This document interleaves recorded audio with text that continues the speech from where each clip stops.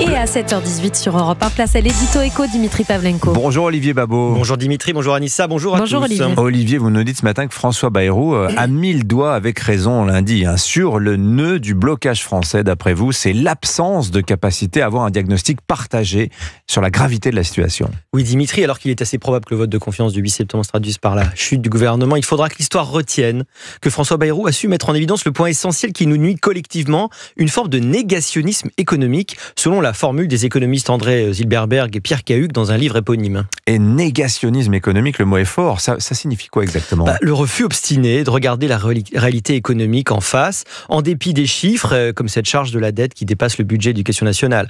Un aveuglement qui touche à peu près toutes les familles politiques, qui empêche une politique sérieuse de redressement. Oui, chacun aujourd'hui ne reconnaît pas que la situation est grave. Pas vraiment, justement, si l'on en juge par la timidité des solutions avancées. La droite radicale pense qu'on peut régler le problème budgétaire en rognant sur les dépenses liées à l'immigration, en diminuant la contribution française à l'Union européenne, en faisant une relance keynésienne, c'est illusoire. Et à gauche, le déni serait encore plus marqué. Oui, alors on y trouve des économistes affirmant que la dette ne serait pas un problème, puisque, n'est-ce pas, la France a des actifs, comme s'il était possible de vendre la Joconde.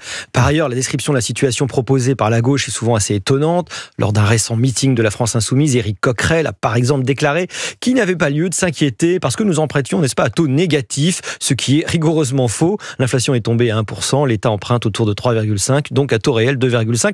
Avec de telles visions biaisées, on peut tout simplement pas fonder une proposition de consensus, la discussion est impossible. Pourtant, certains à gauche, comme ailleurs, affirment partager le diagnostic du Premier ministre. Oui, mais là, on rentre plutôt dans le domaine de ce que j'appellerais le négationnisme budgétaire. Beaucoup font mine de croire qu'une ou deux mesures suffiront. Le meilleur exemple, c'est la fameuse taxe Zuckman sur les ultra-riches. Croire que taxer 1800 foyers les plus riches réglera nos déséquilibres n'est vraiment pas sérieux. Donc on sous-estime l'ampleur de l'effort à fournir. Exactement, c'est un autre aspect du négationnisme. On ne veut pas voir les ordres de grandeur réels. On a un effort budgétaire de plus de 100 milliards à réaliser. Ça ne peut pas se faire sans actionner tous les leviers. Il faut repenser tout le périmètre de l'action publique, revoir ce qu'on finance, comment on le finance, avec quels résultats. On peut discuter ensuite, selon les sensibilités politiques, des grands équilibres. Mais pour l'instant, nous n'en sommes même pas là, puisqu'une bonne partie de l'Assemblée préfère encore le déni.